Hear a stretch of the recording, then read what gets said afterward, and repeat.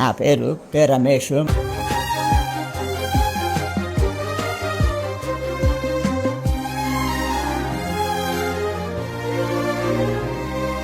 నేను వెళ్ళే మీరు సర్వలోకంకి వెళ్ళి సర్వ సృష్టికి సువార్తను ప్రకటించుడి.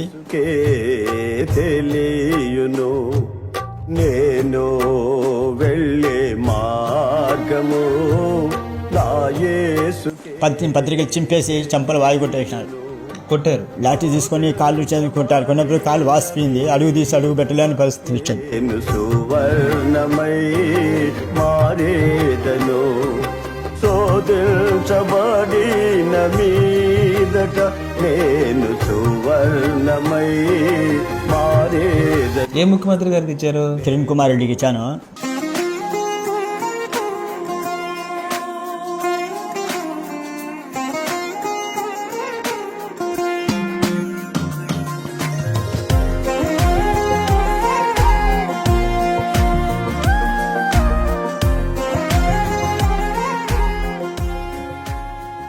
ప్రభువైన యేసుక్రీస్తు నామమునకు మహిమ ఘనత ప్రభావం కలుగునుగాక. మరొక మంచి సాక్ష్యాన్ని మనల్ని అందరినీ కూడా ప్రోత్సాహపరిచే, ప్రభువునందు మనల్ని ఆయత్తపరిచే ఒక గొప్ప సాక్ష్యాన్ని ఈరోజు ఈ విధంగా మీ ముందుకు తీసుకురావటానికి దేవాతి దేవుడు మరి నాకు చూపిన కృపను బట్టి, అలాగే మనందరికీ ప్రభు చూపిన కృపను బట్టి నేను దేవాతి దేవునికి వందనాలు స్తోత్రాలు చెల్లిస్తూ ఉన్నాను. మనతో ఉన్నటువంటి సహోదరుని పేరు రమేష్ గారు. వీరిది కడప పరిసర ప్రాంతాల్లో వారు ఉంటూ ఉన్నారు. మీలో కొంతమంది వీరిని బస్ స్టాండ్లలోనూ, రోడ్ల మీదను, అలాగే రైల్వే స్టేషన్లోనూ ఎక్కడైతే జనసంచారం ఎక్కువగా ఉందో వారి మధ్య వీరు కరపత్రాలు పంచుతూ నడవలేని స్థితిలో కూడా దేవుని సువార్తను ఎంతో ప్రయాసతో చేస్తూ ఉన్నారు. వీరి గురించి మరి ఎప్పటి నుంచో నేను కలవాలి అని ఆశపడ్డాను, కానీ మరి వారు ఎక్కడుంటారు ఏంటో మనకు తెలియలేదు. దేవుని మహాకృపను బట్టి ఈరోజు వారిని మనం కలవగలిగాం. వారు ఎప్పుడు దేవుని తెలుసుకున్నారు, ఎలా తెలుసుకున్నారు, వారు ఈ విధమైన సువార్త చేయటానికి వారి పిలుపుని గురించి, అలాగే మరి వారికి 2 కాళ్ళు సరిగా లేవు, 1 చెయ్యి సరిగా లేదు, నడక కూడా సరిగా లేదు. అయినప్పటికీ అనేక దూర ప్రాంతాలు తిరుగుతూ సువార్త అందని ప్రజలకు భారంగా సువార్తను వారు ప్రకటిస్తూ ఉన్నారు. అయితే వారి గురించి కొన్ని విషయాలు తెలుసుకొని, అలాగే వారి రక్షణ సాక్ష్యాన్ని, వారి పరిచర్య విధానాన్ని కూడా మనం ఇప్పుడు తెలుసుకుందాం. అయ్యా వందనాలు. అయ్యా మిమ్మల్ని కలుసుకోవడం నాకు చాలా సంతోషంగా ఉంది. మీరు ఫేస్బుక్లో వీటిలో ఎక్కువగా మీరు చాలామందికి పరిచయం, కానీ మీ సాక్ష్యము మీరెవరో కూడా ఎవరికి తెలియదు. కాబట్టి మొదటగా మీరు ఎక్కడుంటారు, రక్షణ సాక్ష్యం మన ఆత్మీయులతో మీరు పంచుకోండి బ్రదర్. నా పేరు రమేష్. మాది రాయచోటి దగ్గర ఒక గ్రామం. మా నాన్న అక్కడ జాబ్ చేస్తున్నాడు రాయచోటిలో. ఒక 2 సహోదరులు, 1 సహోదరి. మా ఇంట్లో నేను ప్రథమ సంతానం. నా పేరు రమేష్, కుటాల రమేష్. నేను 1993లో దేవుని నమ్ముకున్నాను. మా ఇంటికి వీధిలోనే మందిరం ఉండేది. నా ఈ సందులోని మందిరం ఉంటే ఇంటి మందిరాన్ని పోతూ వస్తూ ఉండేవాడిని. నడవలేని పరిస్థితి నాది. కింద అడుగు పెట్టడానికి కింద పడిపోతా ఉన్నాను. నేను దేవుని నమ్ముకొని ఎట్టని కానీ దేవుడు సాయం చేస్తాడు, ఆయనకు అసాధ్యమైన ఏది లేదు అని చెప్పి వాక్యం చదువుకుంటూ ప్రార్థన చేసుకుంటూ వాక్యంలో బడిపడి రక్షణ పొందినాను. బాప్తిజం తీసుకోవాలంటే ఇంకా ఇంట్లో వాళ్ళు అడిగాను. ఇంట్లో అడిగితే ఇంట్లో వాళ్ళు అభ్యంతరం చెప్పినాడు. యేసు ప్రభు గొప్ప దేవుడు, ఆయనకు మించిన దేవుడు లేరు లోకంలో అని చెప్పి వాళ్ళకి ముందు సాక్ష్యం చెప్పాను. సాక్ష్యం అంటే నువ్వు ఇంట్లో లేకుండా పోవాలి మీద చేసినావు అన్నాడు. మీరు తల్లిదండ్రులు నాకు కూడా అవసరం లేదు, నేను నమ్ముకునే దేవుడు జీవంగల దేవుడు, ఆయన నాకు తండ్రి, ఆయన తల్లి, ఆయన సమస్తం నాకు ఆయనే అని చెప్పి నేను ఇంట్లో లేకుండా బయటకు వచ్చేసాను. కొన్ని రోజులు బయటకు వచ్చి కడపకు వచ్చాను. కడపలో ఉండి మళ్ళీ అటు నుంచి కడప నుంచి విజయవాడ పోయాను. విజయవాడ నుంచి రాజమండ్రి నుంచి అమలాపురం పోయాను. అమలాపురంలో అక్కడ బొంతు ధనరాజు గారిని ఆశ్రమం పెట్టినాడు. ఆశ్రమం పెట్టింటే ఆశ్రమంలో ఉన్నాను. ఆశ్రమంలో ఉండి ఆయనతో మాట్లాడాను. అయ్యా నేను దేవుణ్ణి నమ్ముకున్నాను, నాకు బాప్తిసం కావాలా, అభ్యంతరం చెప్తాడు. సంఘ పెద్దలు మీ అమ్మ సంతకం కావాలా, మీ నాన్న సంతకం కావాలా, వాళ్ళు ఒప్పుకుంటే ఇస్తామని అంటున్నారు. రక్షణ పొంది నేను నాకు బాప్తిసం కావాలంటే సరే రూమ్లో ఉండు, మళ్ళీ ఆలోచన చేసి చెప్తాను అని చెప్పి ఒక డబుల్ కాటు మంచం ఇచ్చిన రూమ్లో పోయినాను. పైకి ఎక్కేటప్పుడు కింద పడిపోయినప్పుడు బాగలేని చేతి మీద కాళ్ళ మీదనే ఎక్కువ ఒత్తిడి వచ్చింది. ప్రభా నేను చనిపోయినా పర్వాలేదు, నాకు బాప్తిసం కావాలా, సహాయం చే ప్రభా అని చెప్పి మళ్ళీ మోకాళ్ళ నుండి ప్రార్థన చేసి మంచం ఎక్కి పనుకున్నాను. వాక్యం చదివి ప్రార్థన చేసుకొని పనుకోన్నాను. వచ్చినారు, ఆడ బాప్తిసం తీసుకున్నాను. మధ్యాహ్నం 1 గంటకు బాప్తిసం తీసుకున్నాను. మళ్ళీ 1000 మోకాళ్ళ నుండి ప్రార్థన చేస్తూ ఉన్నాను. ప్రభా నాకు బాప్తిసం కావాలంటే బాప్తిసం ఇచ్చినావు, నేనేం చేయాలి ప్రభా, బలహీనుణ్ణి, ఎక్కడ పోలేని వాడిని నా పరిస్థితి స్థాయి సమస్తం ఎరిగిన దేవుడు నాకు సహాయం చే ప్రభా అని చెప్పి మోకాల మీద నుండి ప్రార్థన చేసుకుంటూ ఉంటాను. ప్రార్థన చేసుకుంటుండగా నేను ఎక్కువ బైబిల్ చదివాను. ప్రతిరోజు ఉదయం, సాయంత్రము, మధ్యాహ్నము, రాత్రి పనుకుంటే అటు వాక్యం చేసుకొని ప్రార్థన చేసుకుంటూ ఉన్నాను. ప్రతిరోజు చేసుకుంటాను. అప్పుడు మార్కు సువార్త 16వ అధ్యాయం 16వ వచనం దేవుడు మాట్లాడుతూ వచ్చాను. మీరు సర్వలోకంకి వెళ్ళి సర్వ సృష్టికి సువార్తను ప్రకటించుడి. నమ్మి బాప్తిసం పొందినవాడు రక్షింపబడును, నమ్మని వానికి శిక్ష దింపబడిన దేవుడు మాట్లాడుతూ వచ్చాడు. ప్రభా నేను ఎట్టి చేయాలను ప్రభా, నాకు చెప్తే ఏమని అంటారు పని చేసినంటే ఏమన్నా పర్వాలేదు ప్రభా, నువ్వు సిలువలో చేసిన త్యాగానికి నా కొరకు ప్రాణం పెట్టినావు, రక్తం కాచినావు, నేనేం చేసినా కానీ నీకు రుణం తీర్చుకోలేను ప్రభా, సహాయం చే ప్రభా అని చెప్పి మళ్ళీ మొక్కల నుండి ప్రార్థన చేసి పత్రికలు తీసుకొని మందిరం దగ్గర నుంచి ప్రతి ఒక్కరికి వాక్యం చెప్పి పత్రిక ఇచ్చి సాక్ష్యం చెప్పి స్వార్థ చేసుకుంటూ పోతుండగా అక్కడ రవి హాల్గాన్ని మా ఇంటి దగ్గర పంపించి అక్కడ పిలిచి అందరికీ చెప్పాను. యేసుప్రభు నమ్ముకొని యేసుప్రభు నా పాపాలు క్షమించినాడు, సిలువలో రక్తం గార్చినాడు, నరకం నుండి తప్పించినాడు, మిమ్మల్ని తప్పిస్తాడు, వాక్యం చదువుకోండి, దేవుని నమ్ముకోండి అని చెప్పి ప్రతి ఒక్కరికి వాక్యం చెప్పి పత్రిక ఇస్తున్నాను. మా ఊరిలో రాయచుట్లో చదివి మత ప్రచారం చేస్తున్నాడు, నిన్ను చంపేస్తాము అని చెప్పి చెప్పిన. అయ్యా ఇది మతం కాదు, యేసుప్రభు మానవుని కొరకు వచ్చిన మార్గము, యేసుప్రభు పాపి కొరకే ప్రాణం పెట్టినాడు, నా పాపాలు క్షమించినాడు, పాపాలు క్షమిస్తాడు, యేసుప్రభు నమ్ముకోండి అని చెప్పి వాళ్ళకి పంపిస్తాను. వచ్చేసి పత్రిక చూసి వాళ్ళు పత్రికలు చింపేసి చంపలు వాయి కొట్టేసినారు. కొట్టినారు, చంపలు వాయి కొట్టి ఎర్రగా కమలిపోయినాయి, వేడుపు వచ్చేసింది. చేసానే దుఃఖం ఎక్కువ వచ్చింది. మళ్ళా మందిరంలోకి పోయినా, మళ్ళీ మోకాల మీద నుండి ప్రార్థన చేస్తూ ఉన్నా. ప్రభా నువ్వు చెప్పినావు, నేను పోయినాను, ఈ మాదిరి జరిగింది, మొట్టమొదటిసారి మాదిరి జరిగింది, ఏం ప్రభా అని చెప్పి ప్రార్థన చేసుకుంటున్నప్పుడు దేవుడు సిలువలో కాలం చూపించాడు. ఆయన సిలువలో ప్రాణం పెట్టి 2 చేతులు పెట్టినప్పుడు అప్పుడు నన్ను ఎక్కువ పాటలు పాడుకుంటూ వాక్యం చదువుకుంటుండేవాడిని. అప్పుడు నాకు ఒక పాట గుర్తుకొచ్చింది. సిలువాపై చూడుము ఆ ప్రియుని, ఆ ప్రేమకై నీవు ఏమిత్తువు, సిలువాపై చూడుము ఆ ప్రియుని, ఆ ప్రేమకై నీవు ఏమిత్తువు, అర్పించుకొనేను జీవితము, ఆయన కొరకై జీవించుము, అర్పించుకొనేను జీవితము, ఆయన కొరకై జీవించుము, చూడుము ఈ క్షణమే కల్వారిని, ప్రేమ ప్రభువు నీకై నిలుచుండెను, గొప్ప రక్షణనివ్వా శ్రీయేసుడు, సిలువాలో వ్రేలాడుచున్నాడుగా, సిలువాలో వ్రేలాడుచున్నాడుగా. ఆ పాట నాకు గుర్తుకొచ్చిన పాట అంటే కళ్ళల్లో నీళ్లు కారిపోయినాయి. ఎంత త్యాగం చేశావు ప్రభా నా కొరకు, నేను నశించిన నరకాన్ని పోసిన వాడిని, నా ప్రాణాన్ని విమోచించినావు, నేను ఎంత చేసినా నీకు రుణం తీర్చుకోలేను ప్రభా అని చెప్పి మూర్ఖంగా మాట్లాడి క్షమించు ప్రభా అని చెప్పి క్షమాపణకి మళ్ళీ పత్రికలు తీసుకొని మళ్ళీ పోయాను. మళ్ళీ అక్కడ బజార్ కల్లా గాంధీ బజార్ కానీ ఇంకా కంసాల వీధి అక్కడ విధులు ఉన్నాయి. ఎక్కువ బజార్లలో, రైల్వే స్టేషన్లో, బస్ స్టాండ్లో సువాస సేవ చేస్తూ ఉంటాను. మళ్ళీ కడప నుంచి మళ్ళీ పత్రికలు తీసుకొని అక్కడి నుంచి మళ్ళీ కడప, విజయవాడ, రాజమండ్రి, గుంటూరు, సికింద్రాబాద్, హైదరాబాద్, గుల్బర్గా, రాయచూరు, దొర్నాల, శ్రీశైలం, కేరళ, ముల్బాగలు, అనంతపురము, కప్పలకొండ, నాగారము, గాలెదిన్నె, మద్దెల చెరువు, చిత్తూరు, టెక్కూరుపేట, పెన్సిల్ ప్రస్తుతాంతాల్లో ప్రతి ఒక్క చోట రైల్వే స్టేషన్లో, బస్ స్టాండ్లో వాక్యం పత్రిక ఇస్తున్నాను. చిన్నగా కానీ మళ్ళీ పత్రికలు అయిపోయినాయి. మళ్ళీ వాక్యం చేసి మళ్ళీ పత్రికలు తీసుకొని మళ్ళీ తిరుపతి రైల్వే స్టేషన్లో, బస్ స్టాండ్ నుంచి మళ్ళీ చెన్నై పోయాను. చెన్నైలో అక్కడ వాక్యం చెప్పి పత్రిక ఇస్తుంటే అక్కడ పోలీసు వాళ్ళు చూసి మత ప్రచారం చేస్తున్నావు, ఇక్కడ మంచి పోతావు లేదా అని. అయ్యా ఇది మతం కాదు, యేసుప్రభు మానవుని కొరకు కల్పించిన మార్గము, యేసుప్రభు నా పాపాలు క్షమించినాడు, నరకమును తప్పించినాడు, నువ్వు నమ్ముకో, యేసుప్రభు నమ్ముకో, పాపాలు క్షమిస్తాడు, నరకం తప్పిస్తాడు అన్న. మాకే చెప్తావేమో అన్ని చూసినారు అని చెప్పి లాఠీ తీసుకొని కొట్టారు. లాఠీ తీసుకొని కాళ్ళు చేసి కొట్టారు. కొన్నప్పుడు కాలు వాసిపోయింది, అడుగు తీసి అడుగు పెట్టలేని పరిస్థితి వచ్చింది. సిలువలో ఆయన చేసిన తాగని మళ్ళీ గుర్తు చేసిన ప్రభా అంటే అప్పుడు మళ్ళీ ఆ పాట గుర్తు సిలువాపై చూడుము ఆ ప్రియుని, ఆ ప్రేమకై నువ్వు ఏమిస్తూ అని పాపం దుఃఖం పొడుచుకొచ్చేసి నాకు కూడా. ప్రభా నేను మూర్ఖంగా మాట్లాడి క్షమించు ప్రభా, ఎప్పుడు నేను నిందించినానని చెప్పి తీర్మానం చేసుకొని ప్రతి ఒక్క చోట దేవుడిచ్చిన తలాంతుని బట్టి ప్రతి ఒక్కరికి వాక్యం చెప్పి పత్రిక ఇచ్చి సువార్త సేవ చేస్తున్నాను. అయితే బ్రదర్ మరి ఇప్పుడు మీకు సువార్త పత్రికలకే ఖర్చు అవుతుంది, అలాగే మీరు ఏదైనా ఊరు వెళ్ళి ఏదైనా పట్టణం వెళ్ళి ప్రకటించాలన్నా ఖర్చు అవుతుంది. వీటన్నిటికి మీకు ఎలాగ సమకూర్చబడుతున్నాయి ఆర్థికంగా? ఆర్థికంగా నాకు ఇబ్బంది, పింఛన్ వస్తుంది. ఇంకా నాకు పాస్ ఉంది, పాస్ తీసుకున్నా కానీ ఇంకా ఇంట్లో బస్ స్టాండ్ ఆ పాస్ మీద వెళ్ళిపోతుంటారు. వెళ్ళిపోతూ ఉంటాం. ఇంకా ఎక్కువ దానిలో అవుట్ ఆఫ్ ఆర్డర్ పాస్ చెల్లదు, డిస్ట్రిక్ట్ లెవెల్లోనే చెల్లదు. మరి మీకు బయటికి వెళ్ళినప్పుడు తినడానికి ఉండటానికి ఇవన్నీ ఎలా? ఉండదు, చేతిలో డబ్బు ఉండదు. ఒకసారి పే చేస్తుంది. ఆయన సిలువలో పొందిన శ్రమను క్షణక్షణం జ్ఞాపకం చేసుకోవాలా.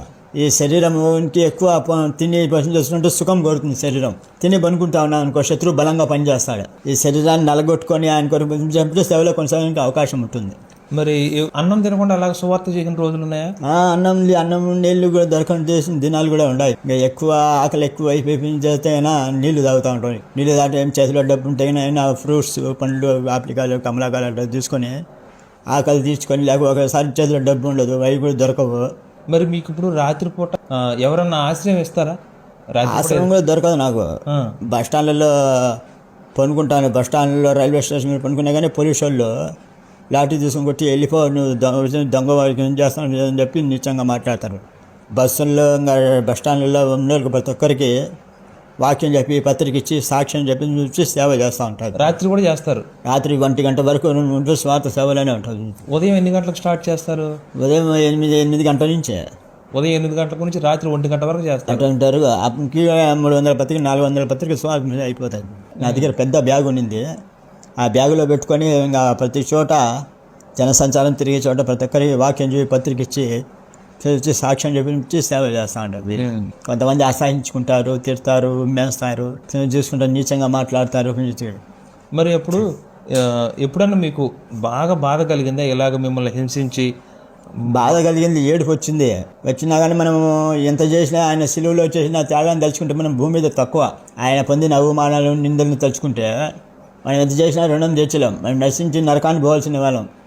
ఆత్మ అనేది ఎంతో విలువైనది. ఆత్మ రక్షణ అంటే ఆయన ఎంతో క్రయం చెల్లించినాడు. తన ప్రాణాన్ని సిలువలో ప్రాణంగా పెట్టినాడు, బలిగా అర్పించినాడు, చేసినాడు. మరి ఈ విధంగా మీరు సువార్త చేస్తున్నారు కదా, ఎవరన్నా రక్షించబడిన అనుభవాలు ఉంటే కొంతమంది రక్షణ పొందినారు, సాక్ష్యం ఇచ్చినారు.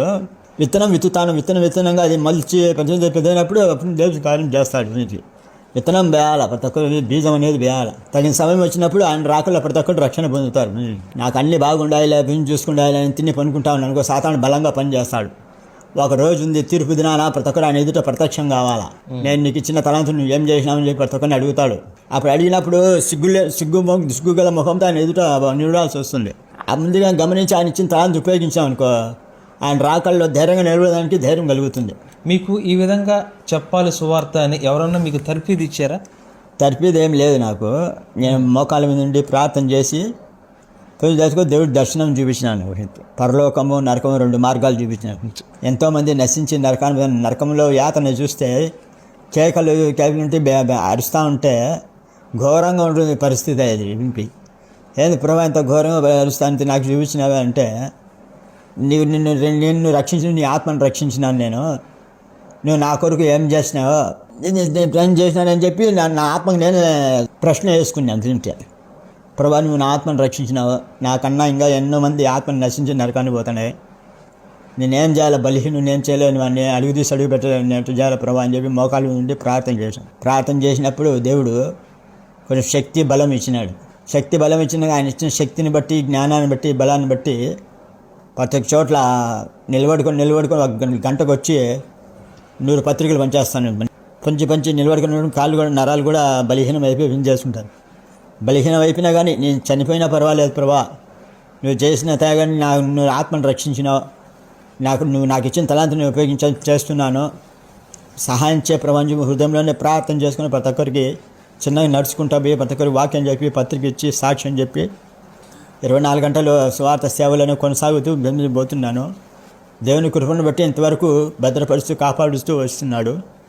ఇంకా ముందున్న ఆయన చిత్తమైన ఆయన ఏర్పాటు నుండి ముందున్న స్వార్థ కొరకు దేవుడు సహాయం చేయాలని ప్రార్థన చేస్తున్నాను. ఇప్పుడు మీరు నడక కూడా సరిగ్గా నడవటం లేదు కదా? నడవలేని పరిస్థితిలో ఉన్నా కానీ చిన్నగా ఈ కాలు చిన్నగా అడిగి చేసి కింద పడిపోతా ఉన్నా. ఎప్పుడన్నా అట్ట కింద పడిపోయారా? కింద పడిపోయాను 2 సార్లు ముందు కింద పడిపోయాను. పడిపోయినా కానీ మళ్ళీ ఉండి లేచి మోకాలు ఉండి ప్రార్థన చేసి ప్రార్థన శక్తి పొంది ఇదేం చేస్తుంది, నేను నమ్ముకునే దేవుడు జీవం గల దేవుడు, ఆయనకు అసాధ్యమైనది ఏది లేదు అని చెప్పి మళ్ళా పోయి చూసి మళ్ళీ అడుగు వేస్తా ఎక్సర్సైజ్ మొదలుపెట్టినాను, వాకింగ్ మొదలుపెట్టినాను. మనం దేనికైతే భయపడతామో అదే మీదకి వస్తుంది. ధైర్యంతో ముందుకు సాగినప్పుడు దేవుడు కూడా సాయం చేస్తాడు. మీరు ఎంత చదువుకున్నారు మీరు? నేను 7th వరకు చదువుకున్నాను. 7th వరకు మళ్ళీ ఆరోగ్యం బాగలేదు, చదువు గుర్తుకు లేక 10th క్లాస్ ఎగ్జామ్ మూమెంట్లో సాలిడ్ చేసినాను మళ్ళీ. ఇప్పుడు ఉంది కదా, పరిచర్యలు నడుస్తున్నాయి, చాలా సువార్తలు నడుస్తున్నాయి. ఇప్పుడున్న పరిచర్యల మీద మీ అభిప్రాయం ఏంటి? అది వాళ్ళ క్రియలను బట్టి దేవుడు ప్రతిఫలం ఇస్తాడు. అది వాళ్ళు మనస్ఫూర్తిగా చేస్తారా లేదా అది దేవుడు చూస్తూ ఉంటాడు. దేవుడు ఏమన్నాడు, నీకు వచ్చిన పని, నీ చేతికి వచ్చిన ఏ పని అయినా శక్తి లోపం లేకుండా చేయమన్నాడు.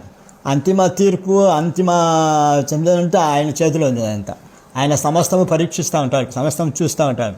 నీతి గల న్యాయాధిపతి ఆయన. వారి క్రియలను బట్టి ప్రతిఫలం ఇచ్చడం సిద్ధపరిచిన జీవితం నా యుద్ధం ఉండదు అన్నాడు.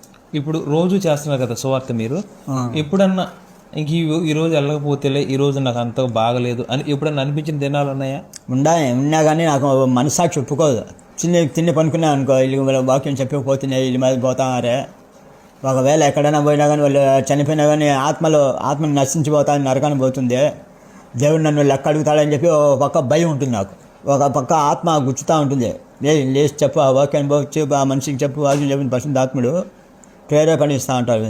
ఒక బలహీన పరిస్థితుల్లో కూడా పోయి, అయ్యా యేసుప్రభు నమ్మకం, యేసుప్రభు నా పాపాలు క్షమించినాడు, సెలవులో ప్రాణం పెట్టినాడు, రక్తం కాల్చినాడు, నా పాపాలు క్షమించిన పాపాలు క్షమిస్తాడు, వాక్యం చదువుకొని దేవుని నమ్ముకొని అని చెప్పిన సందర్భాలు ఉన్నాయి. చెప్పినా కానీ కొంతమంది ఎగతాళి చేసి మాట్లాడి నీచంగా మాట్లాడతారు.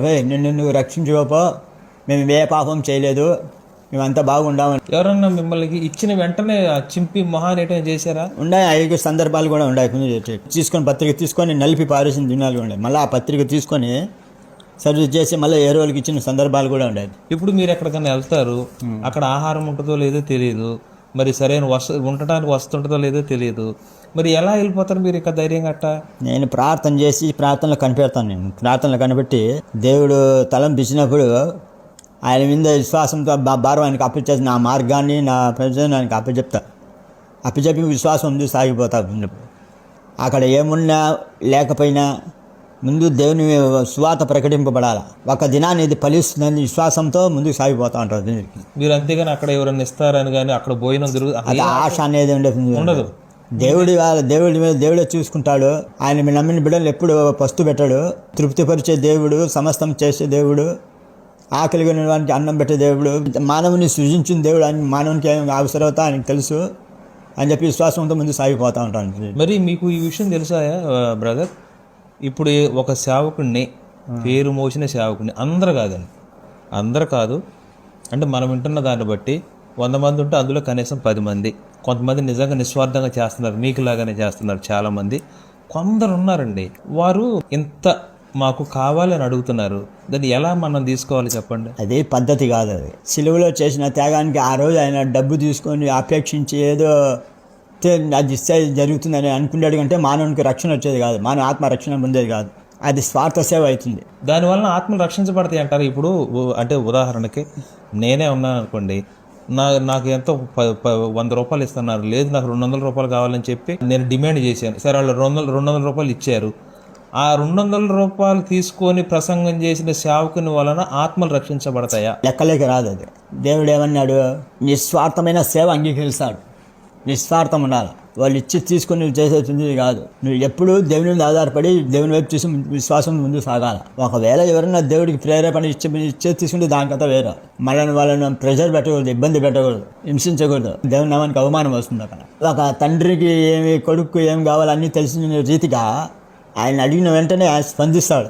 ఇప్పుడు మీరున్నారు బ్రదర్, మీకు ఒక వాహనం లేదు, ఎక్కడానికి వెళ్తే ఒక గౌరవం లేదు అంటే, ఇప్పుడు పెద్ద పాస్టర్లు అనుకోండి, ఆయన కారు దిగంలోనే 2-3 వచ్చి డోర్ తీస్తారు. మీకు అలాంటిది లేదు, నిలువున నుంచొని అది ఎండైనా వానైనా చలైనా సువార్త చేస్తారు.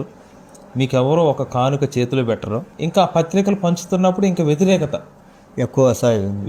వస్తుంది. కొంతమంది కొడతారు, కొంతమంది తిడతారు, ఇవన్నీ చేస్తుంటారు కదా. అంటే మీరు ఏం ఆశించి చేస్తున్నారు? ఇంకా ఆత్మ రక్షణ కొరకు మానవులు యొక్క శారీరకంగా ఆలోచన చేస్తారు. వాళ్ళకి ఏమైనా లాభం ఉంటుంది చేస్తామని అనుకుంటారు. మనుషుల్లో ఉండే ఆత్మని గురించి ఆలోచన చేయరు. మనిషి చనిపోయిన తర్వాత మట్టిలో కలిసిపోతాడు, శరీరం మట్టిలో కలిసిపోతుంది. ఆయనలో దేవుడు పెట్టిన ఆత్మ విలువైనది. ఆ మనిషికి దేవుని వాక్యం అందించినప్పుడు ఒక దినాన ఆ మనిషిలో కార్యం జరుగుతుంది. మీరు సేవకుల ద్వారా మోసపోయిన సందర్భాలు ఉన్నాయా?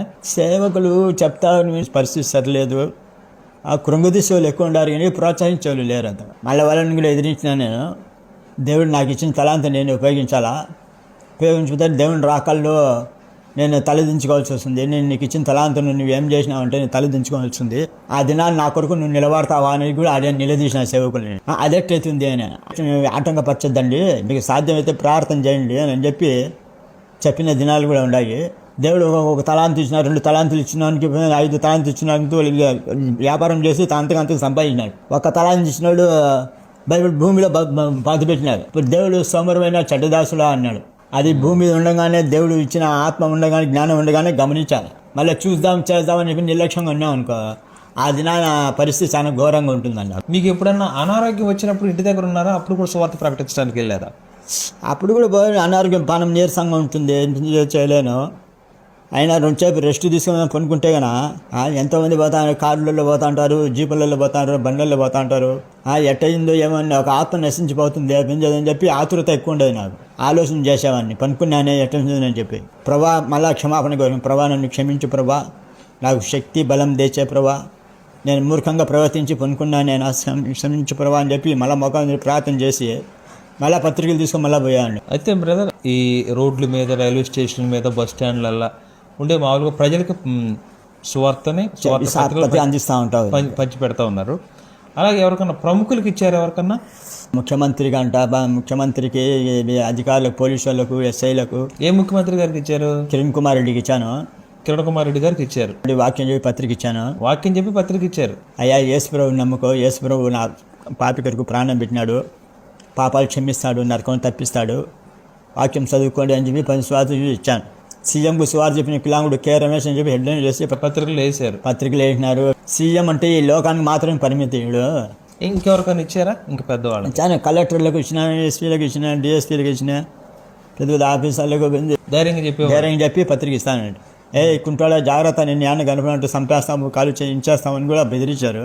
దేవుని విషయంలో బట్టి ఎవరిని లెక్కలేక తీసుకొని ఎవరిని కేర్ చేయండి. నువ్వు చంపితే నా ఆత్మని, నా శరీరాన్ని చంపుతావు, నా ఆత్మని ఏం చేసుకోలేవు.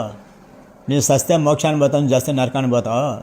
నేను టోటల్ కోసం దేవుడు నన్ను భూమి మీద పెట్టినాడు, నీ చేత ఏమైతే చేసుకోపో అని సేవ చేయకుండా ఉండలేనని చెప్పి వాళ్ళతో కూడా సవాల్ చేసి దేవుని వైపు చూసి విశ్వాసంతో ముందుకు సాగిపోతూ ఉంటాను. జగన్ కూడా ఇచ్చాను. జగన్ కూడా ఇచ్చి ఇస్తే నువ్వు పత్రిక తీసుకొని జేబులో పెట్టుకున్నాడు. ఎంతకాలం ప్రకటించాలని మీకు ఆశ ఉందండి సువార్తని? దేవుడు ఇచ్చిన శక్తిని ఇంట్లో ఉన్నంత వరకు, నేను ప్రాణంతో ఉన్నంత వరకు సేవలు కొనసాగాలని ఆసక్తిగా ఉన్నాను. మీకు ఎప్పుడన్నా ప్రభువా నేను కూడా అవయవాలన్నీ చక్కగా ఉంటే నీ సువార్త ఇంకా బాగా చేద్దును కదా, నన్ను ఎందుకు ఇలా పుట్టించారని ఎప్పుడన్నా దేవుని ప్రశ్నించారా? దేవుని ప్రశ్నించి ప్రార్థన చేసినాను. ప్రార్థన చేసినప్పుడు దేవుడు ఒక మనిషిని చూపించి నన్ను కూడా ఆ మనిషికి చెప్తాడు. దాని మనిషిలో ఉండే లోపాలు చూపించినారు. ఒక మనిషిని చూపించి ఆ మనిషిలో ఉండే లోపాలు చూపించారు. ఏం చూపించారు? ఏమంటే అసూయ, ద్వేషము, అహంకారము, గర్వము, ఈర్ష్య, కపటము, భేదము, ఓర్వలేని తనము, అవి అసలైన కుంటితనాలు. ఇది శరీరానికి మాత్రమే. బాగున్నోళ్ళకు బతికించుటే ఆత్మీయ కుంటితనాలు అయ్యాయి. వాళ్ళు బుద్ధి కలిగేదాన్ని దేవుడు నన్ను భూమి మీద పెట్టినారు. ఆలోచన చేసినాను. నిజమైన అంగవైకల్యం అంటే ఆత్మకున్నది వైకల్యమే అంగవైకల్యం. నిజమైన అంగవైకల్యం ఇది శరీరం. ఇది ఊరికి మట్టిలో కలిసింది, ఇది తాత్కాలికం. ఇది పోనీ మీకు ఎప్పుడన్నా అనిపించిందా, అరే నేను కూడా అందరిలాగా నడిస్తే, అందరిలాగా మాట్లాడితే, అందరిలాగా ఉంటే బాగుండును, ఈ అందరిలాగా వివాహం చేసుకొని పిల్లలతో పాపలతో మరి కుటుంబంగా ఉంటే బాగుండు అని ఎప్పుడన్నా అనిపించిందా మీకు? అట్లా ఆలోచన చేసినప్పుడు ఆయన చేసిన దేవుడు, మానవుడు చేసిన దేవుడు ఏ సమయంలో ఏ చేయాలంటే ఆయన తెలుసు. అంతవరకు ఓపిక కలిగి ఆయన వైపు చూడాలి. మనం చింతించడం వలన, ఆలోచన చేయడం వల్ల మురుడు ఎక్కువ చేసుకోలేము, మురుడు తక్కువ చేసుకోలేము. అందుకని మీరు ఎప్పుడు ఆలోచించాలి, ఆ విధంగా ఆలోచించలే. ఇప్పుడు మీరు అంటే సువార్త చేస్తూ ఉంటారు కదా, ఈ రోజు ఈ ఊరు వెళ్తాను, ఈ రోజు ఈ ఊరు వెళ్తాను అని ముందుగానే అనుకుంటారా, లేకపోతే ప్రతిరోజు దేవుణ్ణి అడిగి మోకాళ్ళ నుండి ప్రార్థన చేస్తాను. ప్రార్థన చేసినప్పుడు నేను సంచారం చేస్తున్నప్పుడు, బస్సులో పోతా ఉన్నప్పుడు, ఊళ్ళో పేరు చూస్తా చేస్తూ ఉన్నప్పుడు జ్ఞాపకం వస్తుంది, పలానా రూపులు పోలేదు, చెప్పలేదు అని. దేవుడు మళ్ళీ ప్రార్థన చేసినప్పుడు మళ్ళీ పత్రిక సమకూర్చుకొని చూసుకొని, దేవుడు మళ్ళీ ప్రేరేపణ ఇచ్చినప్పుడు చూసుకొని మళ్ళీ పోతూ ఉంటాడు. చూసుకొని ఆ ఊరి ఉండి అక్కడ రైల్వే స్టేషన్, బస్ స్టాండు, జనసంచారం తిరిగే చోట అందరికీ యవనస్తులకు, వృద్ధులకు వాక్యం చెప్పి, సాక్ష్యం చెప్పి దేవుని మాటలు చెప్పి చూసుకొని మళ్ళీ వస్తూ ఉంటారు. మీరు ఎప్పుడన్నా ఏదైనా ఊరు వెళ్ళారనుకోండి, అక్కడ మీ చేతిలో డబ్బులు లేవు, తినడానికి ఏమీ లేవు, మళ్ళీ తిరిగి రావడానికి కూడా డబ్బులు లేవు. అలాంటి సందర్భాలు ఎప్పుడన్నా ఎదురయ్యాయా? చాలా ఎదురైనాయి. అప్పుడు మరి ఎలా వచ్చేవాళ్ళు? దేవుని ప్రార్థించేవారా? మనసులో ప్రార్థన చేసుకునేవాడిని. అక్కడ ఉన్న చోటనే ఒకప్పుడు అన్నం లేక నీళ్ళు లేక గుండె పోసి ప్రార్థన చేసుకుంటా ఉంటే నీళ్ళు తాగి ఆకలి తీరలే. ప్రభా, ఆ రోజు ఏలియాని జ్ఞాపకం చేసుకున్నావు, ఈసారి కాకుల చేత ఆహారం పంపించినావు, నువ్వు సమస్తం ఎరిగిన దేవుడు, నీకు అసాధ్యమైన మలిగేది లేదు, నువ్వు జ్ఞాపకం చేసుకో ప్రభా అని చెప్పి నీళ్ళు తాగి పనుకున్నాను. ఒక ముస్లిమ్స్ రూపంలో వచ్చి ఒక ఆయన బిర్యానీ పట్టం ఇచ్చి ఏ ఊరు నీది అంటే మాకు పలానా ఊరు అంటే యేసుప్రభుని సేవ చేస్తుంటాను, దేవుని నమ్ముకున్నాను చెప్పేదాన్ని. రోజు చేస్తా అంటే ఏమైనా తిన్నావా లేదంటే ఇది లేదు అని అంటే మళ్ళీ ఆయన సంచిలో నుంచి బిర్యానీ పట్టం చేసి ఇచ్చినాడు. నీళ్ళు ఉన్నాయంటే నీళ్ళు ఏదంటే బాటిల్ ఇచ్చినాడు. అన్నీ తిని దేవునికి స్థుతులు చెల్లించి పేరు చూసి మళ్ళీ బలపడి మళ్ళీ సేవల ముందు సాగిపోయి వేరే ప్రాంతాలకు పోయి స్వార్థ సేవ చేసుకొని మళ్ళీ వచ్చేసాను. మళ్ళీ ఆయన ఆత్మల కొరకైనా ఎంత దాహం కొన్నాడు, ఎంత ఆకలి కొన్నాడు, క్షణక్షణం జ్ఞాపకం చేసుకోవాలి. దేవుడు నన్ను రక్షించినాడు, నా ఆత్మను రక్షించినాడు. నేను చనిపోతే పరలోకానికి పోతాను, ఇంకా లోకస్తులు ఎంతో నశించి నరకానికి పోతున్నారు. నిజమైన దేవుని తెలుసుకోవాలా, వాళ్ళు కూడా నా మాదిరి రక్షణ పొందాలా, అందరూ దేవుని నమ్ముకొని పరలోక రాజ్యం జరగాలని చెప్పి పట్టుదల దీక్ష అనేది ఉండాలి మనది. దేవుడు నాకు అన్ని సౌకర్యాలు ఇచ్చినా లేదు, తిని పనుకుంటా ఉన్నాను అనుకో, ఒక దిన నా సోమరమైన చెడ్డదాసుడా అనే ఇదిలోనికి దేవుడు కూడా తీసుకొస్తాడు. అయితే చివరగా అయ్యా, వింటున్నటువంటి సేవకులకి అలాగే ఆత్మీయులకి విశ్వాసులకి ఒక మాట చెప్పండి, మనం మీ సాక్ష్యాన్ని ముగించేద్దాం. దేవుడు ప్రతి ఒక్కరికి ఒక్కొక్క తలాంతి ఇచ్చింటాడు. ఆ తలాంతిని నిర్లక్ష్యం చేయకూడదు, ఉపయోగించాలా. ఉద్యోగాలు చేసేవాళ్ళు ఉండారు, సేవకులు ఉండారు, ఆయనకి ఇచ్చే సమయానికి ఇవ్వాలా. నిత్యత్వమైన దాని కొరకు భూమి మీద ఉండగానే ఆలోచన చేసి ఆయన కొరకు సిద్ధపడాలనేది నా చివరి సందేశం, ఆలోచన. చాలా సంతోషం అండి. మీ సాక్ష్యం వింటున్న అనేక మందికి మరి ప్రోత్సాహకరంగా ఉంటుంది ఖచ్చితంగా. ఎందుకంటే దేవుడు మిమ్మల్ని ఈ లోకంలో భౌతికంగా అంగవైకల్యంతో పుట్టించినప్పటికీ మీరు చెప్పిన విధంగా ఆత్మీయంగా అన్ని అవయవాలు కలిగి చక్కగా మీరు దేవుని సువార్తను మీరు ప్రకటిస్తూ ఉన్నారు. మరి ఈ సాక్ష్యం ఉంటున్నటువంటి మీరు అనేక మంది మరి సహోదరుడు చెప్పినట్లుగా మనకిచ్చినటువంటి తలాంతులను చక్కగా మరి దేవుని కొరకు ఉపయోగించాలని, నశించిపోతున్న ఆత్మ రక్షణలోనికి మన వంతు ప్రయత్నం మనం కూడా చేయాలని ఈ సాక్ష్యం ద్వారా మరి మీరందరూ తెలుసుకోవాలని నేను ఆశపడుతూ ఉన్నాను. ముఖ్యంగా నాదొక చిన్న విన్నపం అండి, ఇలాంటి వీధి సువార్త చేస్తున్నటువంటి సేవకులను మీరు గుర్తించండి. వారు మీకు కనిపించినప్పుడు అందరిలాగానే వెళ్ళొద్దని నేను మనవి చేస్తున్నది. ఎందుకంటే వీరికి ఏ ప్రోత్సాహం దొరకదు, ఏ గౌరవాలు దొరకవు, ఏ ఆదరణ దొరకదు, ఎలాంటి మరి మంచి ఆహారము దొరకదు. వీరికి దొరికేదల్లా తిట్లు, అవమానాలు, నిందలు, దెబ్బలు, ఎండ, వాన, చలి, ఇవే వీరికి దొరికేటువంటి బహుమానాలు. దయచేసి మీరందరూ గమనించి ఇలాంటి దీన సేవకులు మీకు కనిపించినప్పుడు ఖచ్చితంగా మీరు ఆగి వారిని పలకరించి, దేవుని చిత్తమైతే మీకు ప్రేరేపణ ఉంటే వారిని బలపరిచి, ప్రార్థనగాను ఆర్థికంగాను వారిని బలపరిచి, ఈ సువార్త కూడా బహిరంగంగా స్టేజీల మీద ప్రసంగం చేసే సేవకులకి తీసిపోయినటువంటి సువార్తని మీరు గుర్తించాలని నేను ఆశపడతా ఉన్నాను. దేవుడు ఒక్కొక్కరిని ఒక్కొక్క విధంగా ఏర్పాటు చేసుకుంటారు. సహోదరుడిని ఈ విధంగా ఏర్పాటు చేసుకొని అనేక మందికి వ్యక్తిగతంగా సువార్త ప్రకటించడానికి ఒక సాధనంగా ప్రభు వాడుకుంటూ ఉన్నారు. మీరు విన్నారు కదా, జ్వరమైనా, ఎండైనా, వానైనా, చలైనా, ఏదైనా సరే, దెబ్బలైనా ఆగకుండా సువార్త చేస్తూ ఉన్నారు. కనుక మరి ఇలాంటి సహోదరులు మీకు కనపడినప్పుడు ఖచ్చితంగా మీరు ఆదరించాలని నా మనవి. అయితే బ్రదర్ నాకు 1 year నుంచిగా నాకు పరిచయం. బ్రదర్ నేను ఎప్పటి నుండో అయ్యా మీరు ఒక అకౌంట్ నెంబర్ తీసుకోండి అని నేను చెప్తున్నా. వారికి ఉన్నటువంటి ఒక వ్యక్తిగతమైనటువంటి సమస్య వల్ల వారు నేను అకౌంట్ నెంబర్ తీసుకోలేను బ్రదర్, నేను బ్యాంకులో అని చెప్పారు. అయితే మీరు ఎవరైనా సరే వారికి ఇవ్వాలని ప్రేరేపించబడితే ఇక్కడ నా నెంబర్ కనిపిస్తుంది, నా నెంబర్కి మీరు వేయొద్దు. ఎందుకంటే నన్ను అడగండి, ఆ బ్రదర్కి ఎలా చేరాలో నేను చెప్తాను. దయచేసి ఈ విషయాన్ని మీరు అందరూ గమనించాలని, దేవుని చిత్తమైతే బ్రదర్ కొరకు, బ్రదర్ కుటుంబం కొరకు, బ్రదర్ చేస్తున్నటువంటి పరిచర్య కొరకు, వారి ఆరోగ్యం కొరకు, వారి ప్రయాణాల కొరకు, భవిష్యత్తు ఏర్పాటు కొరకు, బ్రదర్ చేత దేవుడు ఎవరినైతే రక్షించుకోదలుచుకున్నారో ఆ ఆత్మల కొరకు మీరు ఖచ్చితంగా ప్రార్థన చేయాలని నేను ఆశపడుతూ ఉన్నాను. ఈ సాక్ష్యాన్ని వింటున్న మీకు ప్రోత్సాహకరంగా ఉంటుంది కాబట్టి మీ స్నేహితులకి, మరి శ్రేయోభిలాషులకి, తోటి ఆత్మీయులకు మీరు షేర్ చేయాలని నేను ఆశపడుతూ ఉన్నాను. Praise the lord. అయ్యా, ఇంత విలువైన సమయాన్ని, మీ సాక్ష్యాన్ని ఎంతో ప్రయాసతో మాతో పంచుతున్నందుకు మీకు చాలా చాలా వందనాలండి.